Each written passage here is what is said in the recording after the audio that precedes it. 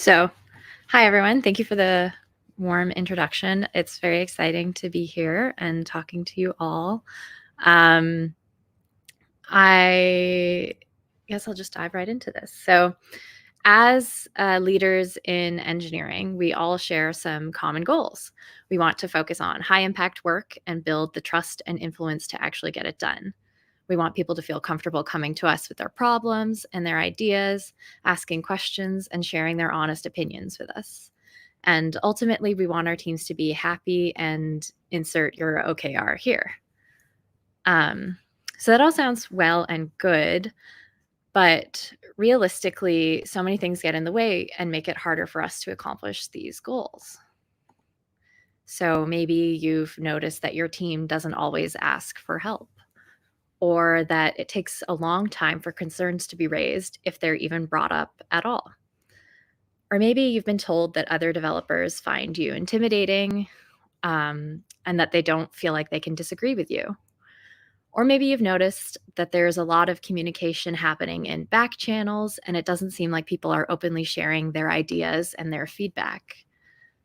What all of these things point to is a lack of trust and psychological safety.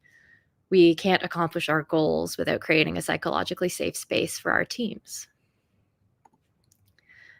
So, extensive research has shown how psychological safety, team members feeling safe enough to take risks and be vulnerable in front of one another, is the most important dynamic that sets high performing teams apart. So, maybe you're looking at me and listening, and it's like, cool, hi, I'm just one person. How can I actually do anything about this? And I get it. It's really easy to brush off these problems and dismiss them as like organizational or cultural issues that are too hard to fix by ourselves. But as leaders, depending on your position, and as role models and mentors, we have the power and the privilege to create the sort of culture that we want. Um, so, how do we do that? How do we create an environment where our teams feel safe? And as you've probably guessed, we need to lead by example and lead with vulnerability. So if your initial reaction to hearing that is, oh, wow, absolutely not, you're not alone. Vulnerability in the workplace can make you feel uncomfortable, like you're letting your guard down. And believe me, I've been there. I believed that I always needed to be professional, that I needed to maintain my distance and always project a confident and composed image. Otherwise, no one would take me seriously. I was afraid to show any vulnerability or any weaknesses, perceived weaknesses. And whenever I did start to feel vulnerable, oh, sorry, my dog is in the background. I would also feel this immense shame, like I was letting my image slip, and that people would find out about the real me and they would stop taking me seriously or valuing my technical opinions and perspectives. This fear and shame crept up whenever I started something new, needed to ask a question, was the only person that looked like me when I was in a room, whenever I made a mistake or struggled to balance my work and personal life. I didn't see other people talking openly about this kind of stuff, so I believed that if I did it myself, I would be seen as weak and like I didn't deserve to be here. So for me, this looked like forcing myself to give 110% at work every single day, no matter what was going on in my personal life, never making a mistake. And if I did, I would beat myself up about it. And also spending so much time trying to figure out things on my own instead of asking for help when I needed it. In short, I was avoiding feeling vulnerable at any cost. But what actually ended up happening was I was limiting the connections and the trust that I could build with my team. And with the effort required to hide from these feelings and hide my vulnerabilities, I was also running myself straight towards burnout. So I realized something needed to change. And it was around this time that I came across Dr. Brene Brown and her amazing TED Talk about the power of vulnerability. If you haven't watched it or read her books, I highly recommend them. I love her. I'm obsessed. The rest of this talk will basically be a love letter to Brene Brown. Um, But what she had to say fundamentally changed the way that I think about vulnerability. Uh, so Brene Brown has spent over 2 decades studying courage, vulnerability, shame, and empathy. She's brought to light the profound impact of vulnerability on our lives, especially in leadership. And she famously has said things like, vulnerability is not winning or losing, it's having the courage to show up and be seen when we have no control over the outcome. So she sort of defines vulnerability as uncertainty, risk, and emotional exposure, which I thought great. That aligns perfectly with my views. But she also says that vulnerability is the birthplace of love, belonging, joy, courage, empathy, and creativity, and that it's the root of building authentic and meaningful connections. Um, so I thought, that doesn't quite fit. Um, but uh, upon like a lot of reflection and honestly reading her book Dare to Lead and Daring Greatly, it's it became clear that vulnerability is about the courage to show up and to let ourselves be seen, to risk failure and to still be resilient throughout it. So what does that mean for leading with vulnerability? So this means embracing our imperfections, acknowledging our mistakes, being open about our challenges. It means having the courage to say I don't know or I need help. It's about creating a culture where people feel safe to take risks, make mistakes, and learn from them. Um, so when we lead with vulnerability, we create an environment where people feel valued, heard, and empowered, which eventually leads to a culture of innovation, creativity, and resilience. And yeah, I see in the chat, it's hard. So now, just because we know that being vulnerable is good for us and good for our teams, it doesn't mean that it's easy and that feeling of discomfort with being vulnerable just goes away. It takes a lot of effort and practice to sit with that discomfort and work through it. So, something that has personally helped me is to reframe my anxiety and nerves as excitement, and an indication that whatever I'm nervous about is an opportunity for growth. So, for example, say you're speaking in front of an audience, virtual or live, that could be pretty nerve wracking. But the body sensations of anxiety and nervousness align pretty closely with how it feels to be excited about something. So here I am, being vulnerable and very excited to be speaking with all of you. Um, Another thing that can make vulnerability seem scary is boundaries, and there being a misconception that vulnerability means we disclose everything, divulge every aspect of our personal lives, and kind of lay it all out on the table. But that's not true. Vulnerability without boundaries is simply not vulnerability.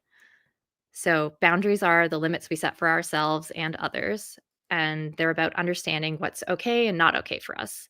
They're about respecting our own needs and the needs of others. So, let's say, let's use a theoretical example.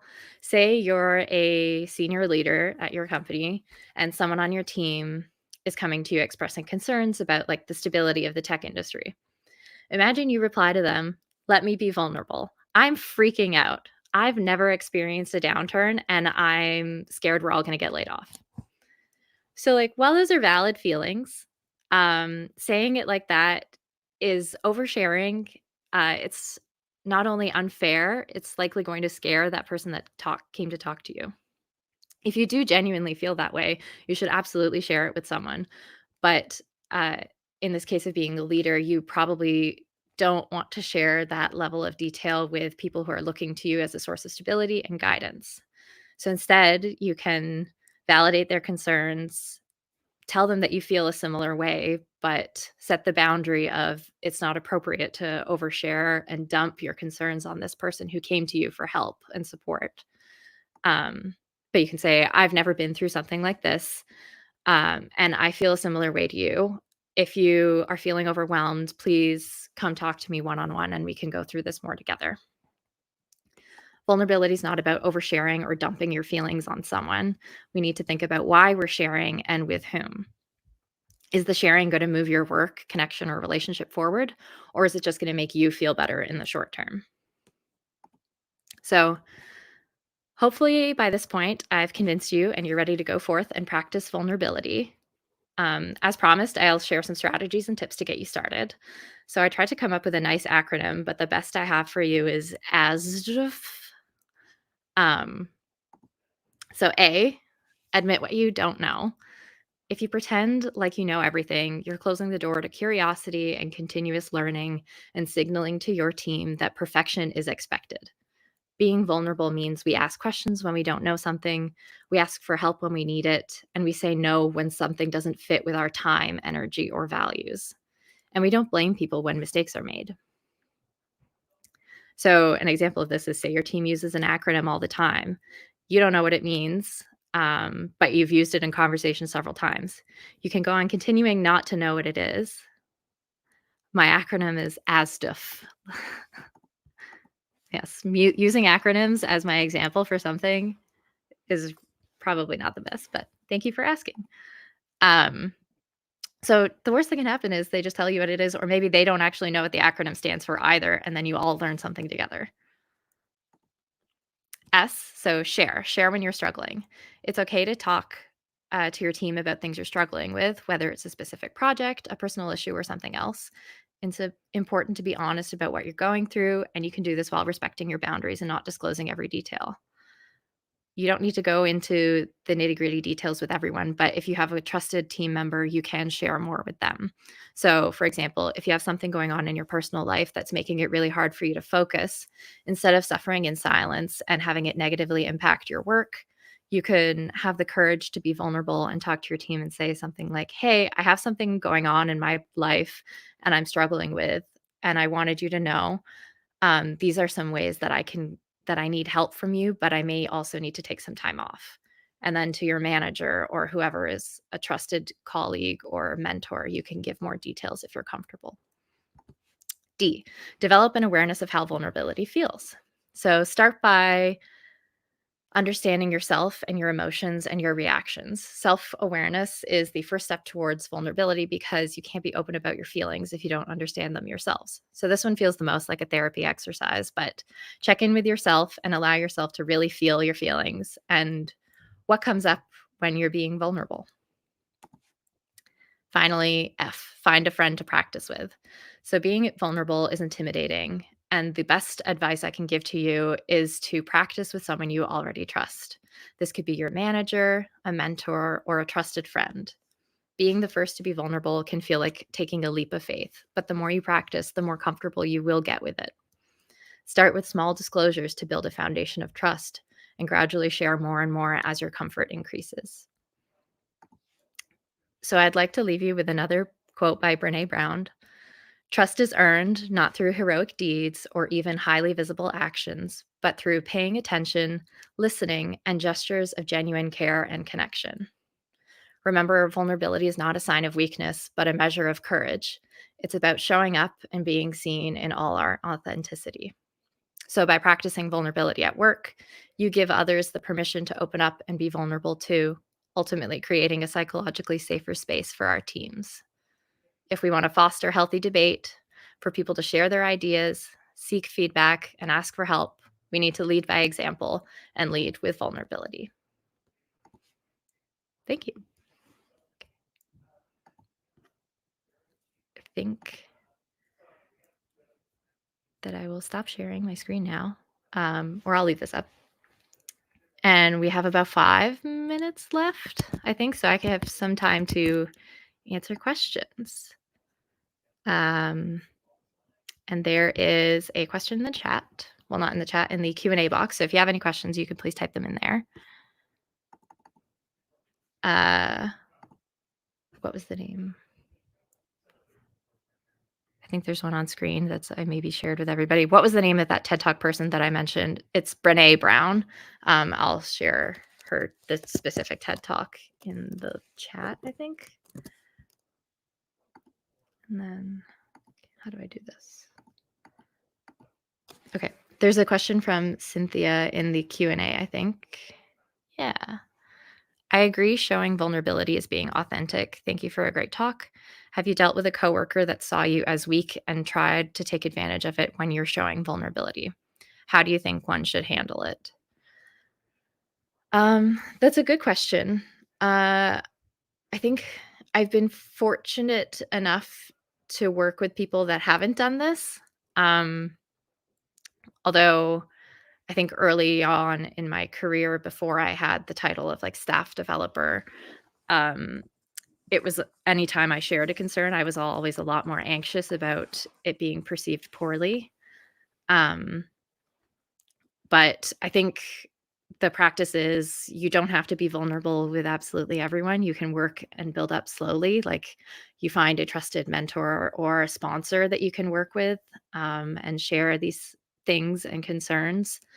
Um, and grow from there. And then if you have a coworker that sees you as weak and tells you that you suck and is putting you down, it's kind of on them and it's their issue, and trying not to take it personally. And I guess just giving them the feedback, or giving their manager the feedback, honestly, that they were not cool, and basically said something inappropriate to you. And then, thanks for the great talk. Will you please share the full acronym again? Yes. So the acronym is ASDF. Admit, develop, or admit, share, develop, and find a friend.